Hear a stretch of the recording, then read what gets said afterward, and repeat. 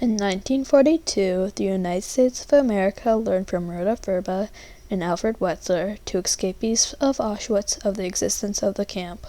This sparked a 2-year debate as of what to do with the knowledge of the atrocities being committed there. In 1944, the World Jewish Congress and the War Refuge Board requested for the U.S. to bomb Auschwitz-Birkenau. However, the Allied powers were reluctant to do so because of possible effects of such a large-scale response, sparking a 2-month-long debate. They considered bombing a number of sites, including either the train tracks to Auschwitz or the gas chambers in Birkenau. The U.S. eventually abandoned the negotiations, not wanting to show favoritism, the possible killing of prisoners, and needing to save supplies for D-Day. After D-Day, however, Auschwitz was liberated, officially letting the prisoners go. Many believe it was a good thing we didn't bomb Auschwitz because of the possible killing of prisoners.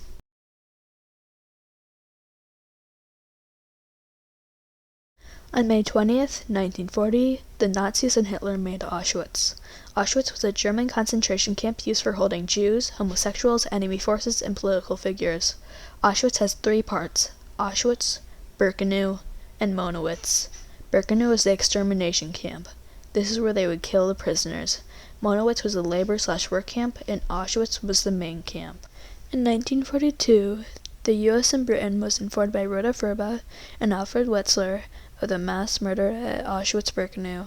They provided photo proof and told stories of what they saw when they were prisoners there.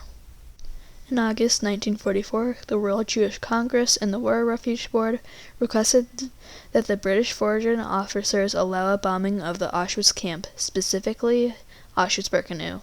The World Jewish Congress is a world organization that represents the Jewish people.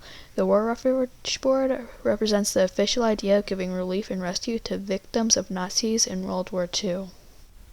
The following are notes between Prime Minister Winston Churchill and his secretary about the decision to bomb Auschwitz. From Churchill to Secretary, quote, "So far as I can discover, these plans were never in fact communicated to the Air Ministry.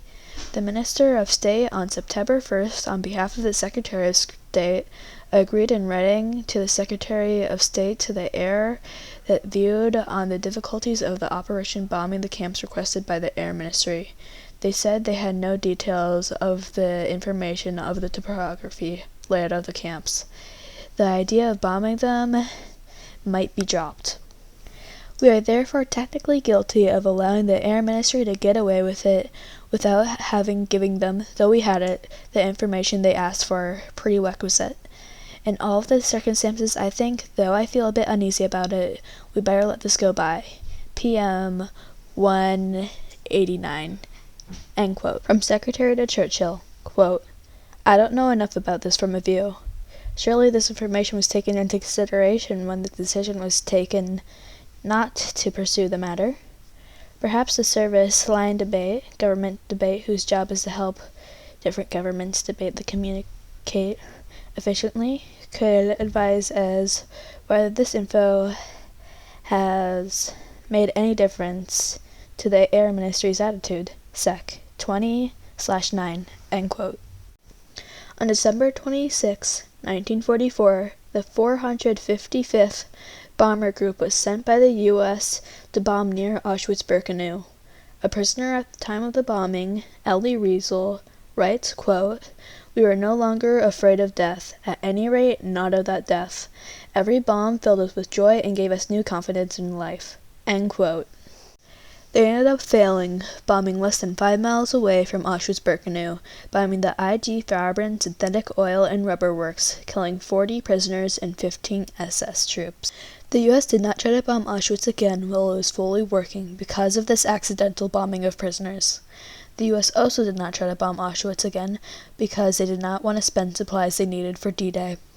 Another reason they did not want to bomb Auschwitz was because they did not want to show favoritism to Jewish.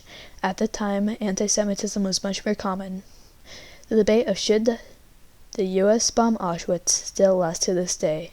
Some people believe as a result of not bombing Auschwitz, people couldn't escape and died. Others believe bombing Auschwitz would kill more prisoners than help free. It can even lead to the U.S. losing D-Day. For example, David S. Wyman said, quote, "Authenticated information that Nazis were systematically exterminating European Jewry was made public in the United States in November 1942.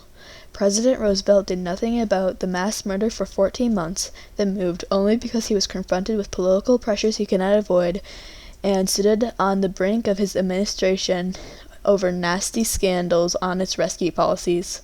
Franklin Roosevelt's indifference to so momentous and historic event as the systematic annihilation of European Jewry emerges as the worst failure of his presidency. Another opinion from British Foreign Minister Anthony Eden is, quote, that the railway lines leading from Budapest to Birkenau and the death camp at Birkenau and other places should have been bombed, end quote. Now we will compare the two sides of this debate. On one hand, we have what we did, not bomb Auschwitz. Why we did this was mainly because of fear of hurting or even killing prisoners with bombs. There are other factors as well, though, like not wanting to show favoritism and needing to save supplies for D-Day. On the other hand, are the people who wanted to bomb Auschwitz. In the quote from David S. Wyman, you can say that he wholeheartedly thought that President Roosevelt was in the wrong for not bombing Auschwitz. The reason why many people think we should bomb Auschwitz is because simply bombs would kill less people than Auschwitz did. The debate of should/could the U.S. bomb Auschwitz still lasts to this day. Even though Auschwitz was liberated over 64 years ago, it still is something very important in history because of how many people died.